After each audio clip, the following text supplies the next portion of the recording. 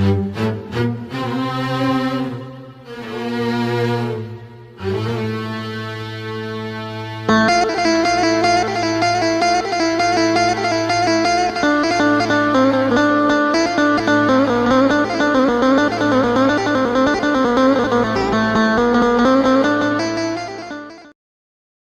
Subhanahu wa Ta'ala berfirman, "Dan kami selamatkan dia, Ibrahim, dan Lut ke sebuah negeri yang telah kami berkahi untuk seluruh alam."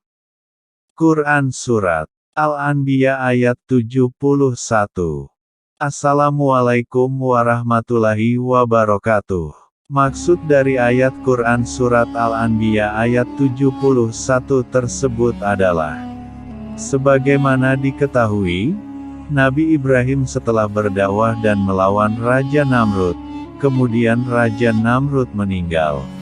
Setelah itu Allah Subhanahu wa Ta'ala memerintahkan Nabi Ibrahim alaihi salam untuk meninggalkan Babilonia. Beliau berhijrah ke Palestina, negeri yang diberkahi untuk seluruh alam, yang kemudian beliau jadikan sebagai markas dakwahnya. Nabi Ibrahim alaihissalam meninggalkan Babilonia bersama Nabi Lut dan istrinya Sarah. Nabi Lut adalah keponakan dari Nabi Ibrahim, dan beliau adalah orang pertama yang beriman kepada Nabi Ibrahim.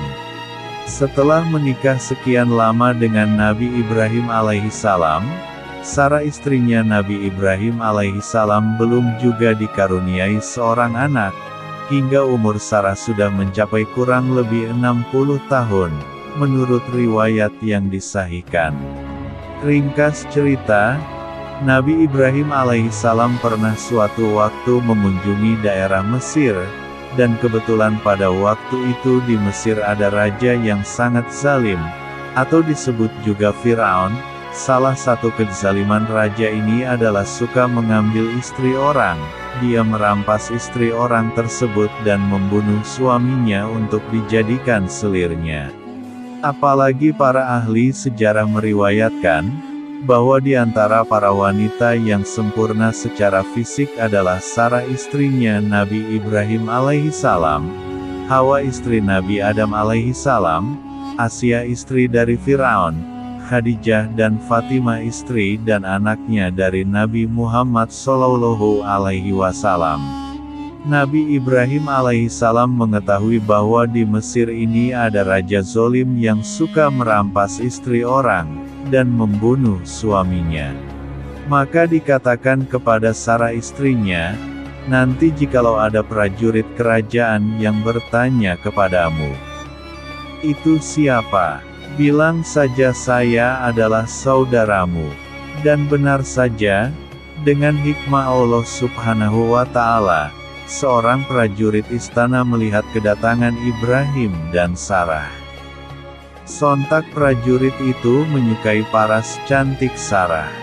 Ia pun segera menuju istana dan mengabarkannya pada Firaun, telah datang di negeri baginda ini seorang pria asing. Ia datang bersama dengan wanita yang sangat menarik. Kecantikannya tak ada yang menandingi. Wanita seperti itu layak menjadi pendamping baginda, kabarnya.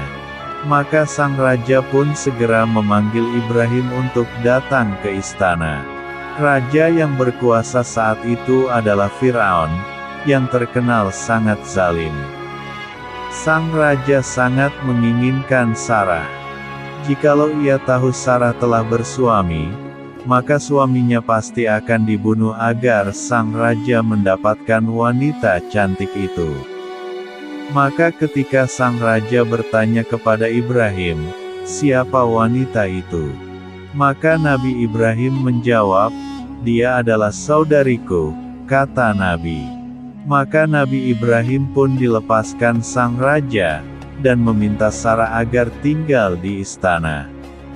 Karena kecantikannya sang raja bernafsu untuk mendekatinya, Sarah berdoa kepada Allah Subhanahu wa Ta'ala. Ia memohon kepada Allah agar melindunginya.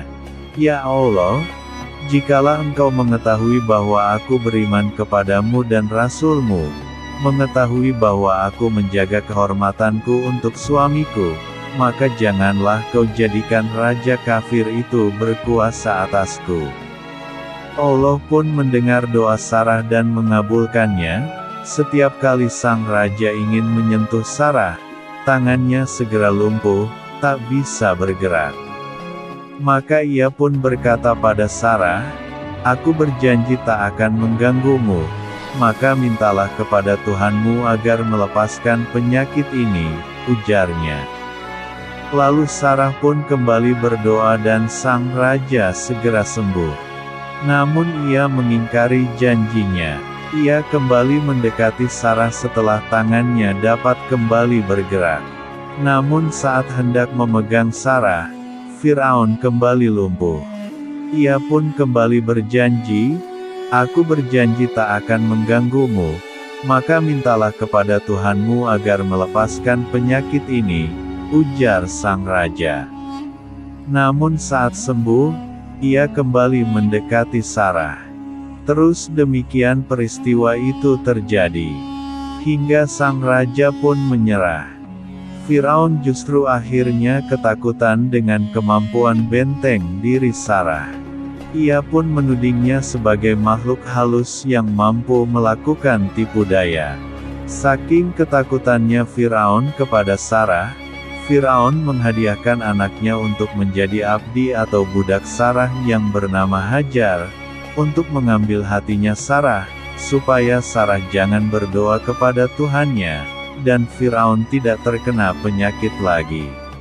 Menurut kisah yang sudah banyak dikenal, Hajar ibunya Nabi Ismail atau istri kedua Nabi Ibrahim, adalah seorang budak wanita.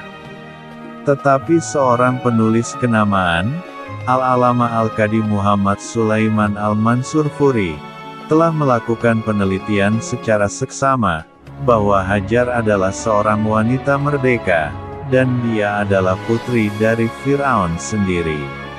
Juga menurut para ahli sejarah, umur dari Hajar ini adalah setengahnya dari umur Sarah istrinya Nabi Ibrahim alaihissalam.